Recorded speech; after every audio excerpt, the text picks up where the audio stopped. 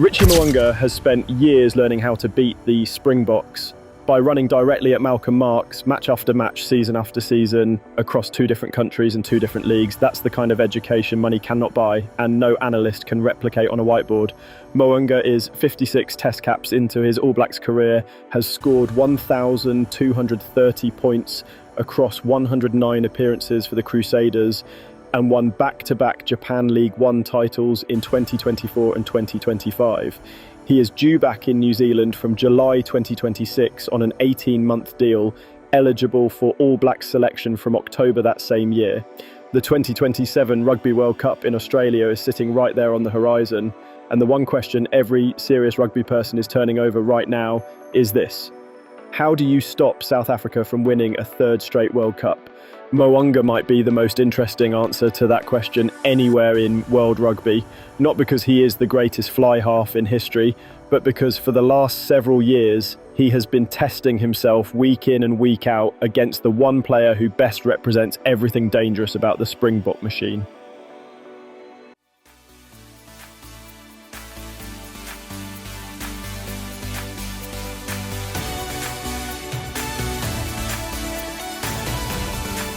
Malcolm Marx, the 2025 World Rugby Player of the Year, a double World Cup winner, a hooker with 27 international tries to his name, who started 11 of South Africa's 13 tests in 2025 alone and became the first hooker to win the game's top individual award since Keith Wood did it 24 years earlier. 24 years between 2 hookers at the top of world rugby. That gap tells you exactly how rare Marx really is. You have to go back to where this rivalry actually started, because it was not Japan. When Marx was driving the Lions through consecutive Super Rugby finals in 2017 and 2018, he was posting numbers that simply did not belong to his position. 12 tries in a single Super Rugby season as the top try-scoring forward in the entire competition.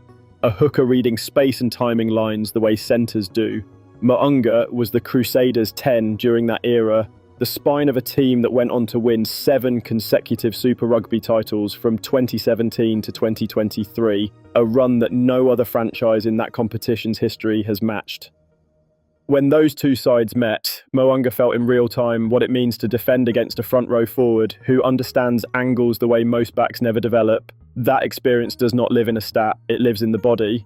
And the Crusaders, for all their sustained excellence, never treated what the Lions and Marx were building as a small problem. Then both of them ended up in Japan. Mo'unga signed with Toshiba Brave Lupus Tokyo, a team that had gone 14 years without a Japan League One title before he arrived. Marx went to Kubota Spears, and what had been an occasional Super Rugby fixture became a regular, ongoing competition in a league with nowhere to hide.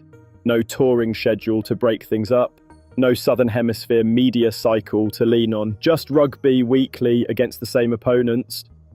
Mo'unga led Brave Lupus to back-to-back Japan League One titles in 2024 and 2025, beating Marx's Kubota Spears team in the 2025 final. But Marx had won their earlier Japanese head-to-heads. These 2 have been trading results across 2 countries, neither fully solving the other. That is not a manufactured rivalry. That is the kind where you start reading a player's next decision before a single phase has played out because you have seen it enough times to know what's coming. Mo'unga said during his time in Japan that he had been working with his forwards more than he normally would back in New Zealand. Involved in line-out calls, scrum plans, helping find structural solutions when the platform broke down under him. That is worth sitting with for a moment. At the Crusaders, he was operating within one of the most organised forward packs in Super Rugby history. 7 titles in a row. Those forwards handled a large part of the set-piece communication and decision-making that freed Mo'unga to focus purely on the wider backline picture. In Japan, competing against Marx and the other top Springboks in the league, he had to step into that forward-thinking space himself. He had to learn the game from the front row, backwards. That is not a standard part of a fly-half's development. It is, however, exactly the kind of understanding that a World Cup winning 10 needs when the opposition's set piece is the most advanced in the world, and Mo'unga was forced to build it, not in theory, but under pressure, against the best hooker alive. In the 2025 Rugby Championship, Marx carried the ball 39 times, crossed the gain line on 26 of those carries, and posted a scrum involvement rate of 93%. A back rower who matched those carrying numbers across a tournament would be considered one of the best in the world at their job. For a hooker, it places Marx in a category of his own. The Springboks do not use him purely as a set-piece mechanic. He is a driving force in open play, a support runner off the 10 and 12, and the player who activates the South African maul from anywhere within range of the posts. Mo'unga has had to defend that full version of Marx for years now. His goal kicking across his Japan career has regularly sat above 90% accuracy. But that accuracy is not where the real education has happened. The real learning has come from something harder to measure, understanding how to attack and defend a team that does not need you to make mistakes in order to win, a team that builds its advantage before the referee blows his whistle. Mate, if you're enjoying this, give Rugby Chopper a subscribe. We appreciate the support. Thanks, man. Cheers. This needs to be said clearly.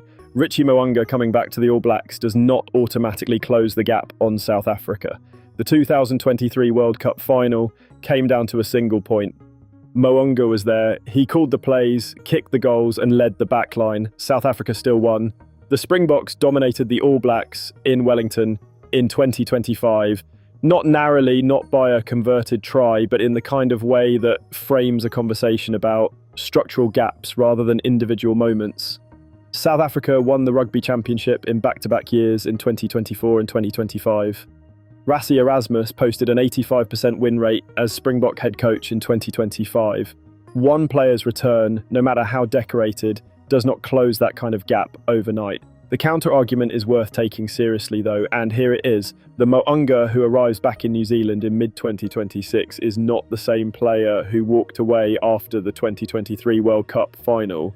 3 seasons in Japan, learning forward structures under live pressure, competing consistently against the world's best hooker. That builds a layer of understanding that the 2023 version of him simply did not have. Which version the All Blacks receive is the real question worth watching. What does Malcolm Marx teach you over years of direct competition? He teaches you that the Springbok system generates its advantage before the ball is in play. The line-out calls, the scrum angles, the maul trigger, all of it is designed to force the defensive line into decisions it has not fully prepared for. Marx scored his first test try against France back in 2017 and never stopped. By 2025, his 27 international tries placed him among the most prolific attacking forwards in Test rugby history at any position. That attacking range, alongside the technical excellence in the set piece, is what makes South Africa relentless across 80 minutes. You cannot simply decide to stop the maul. You have to understand when it is coming and have a counter system in place before it launches. Mo'unga has spent 3 seasons in Japan working that problem out. He has also felt from the defensive side what happens when South Africa introduce fresh front row forwards off the bench in the final quarter. That sudden scrum pressure and carrying intensity in the last 20 minutes is where the Springboks have won matches that other teams thought they were still in. Mo'unga has watched that shift happen across the breakdown line. He knows what it looks and feels like, and he knows the specific moment when it changes the game. Marx is 31 years old and signed with Kubota Spears through to the end of the 2027 season. He will almost certainly anchor South Africa's set piece at the World Cup in Australia. Peter Steph du Toit, 2-time World Rugby Player of the Year in 2019 and 2024, remains a central figure in that pack. Dwayne Vermeulen, arguably the most complete number 8 South Africa has produced in a generation, is still in the conversation. Erasmus has built a squad that does not depend on one performer carrying everything.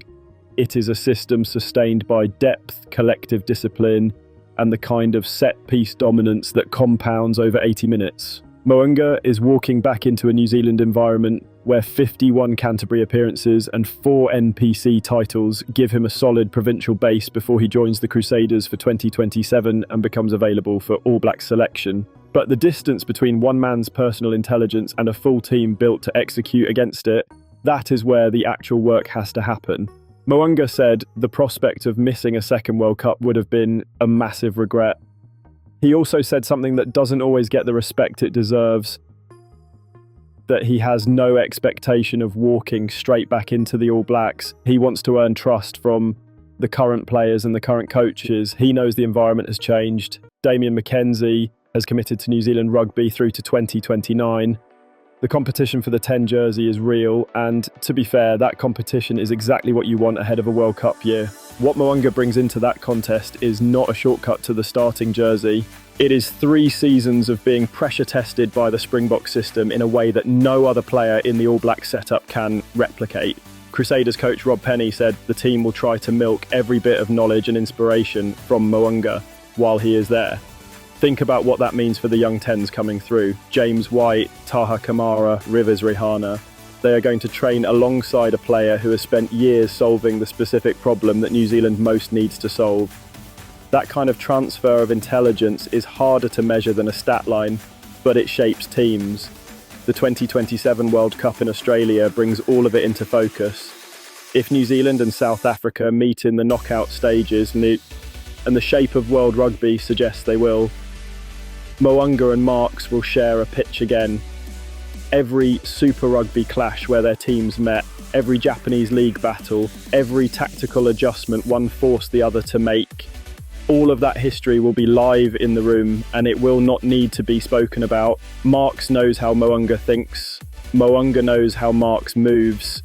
The difference in that match will not be which 10 has the better individual intelligence. Both sides will have that covered. The difference will be which team has done the hard work to turn individual understanding into a collective system that holds for 80 minutes, not 79. That's it for today, Choppers. Enjoy the rest of your day. Leave us a comment and see you next time. Cheers.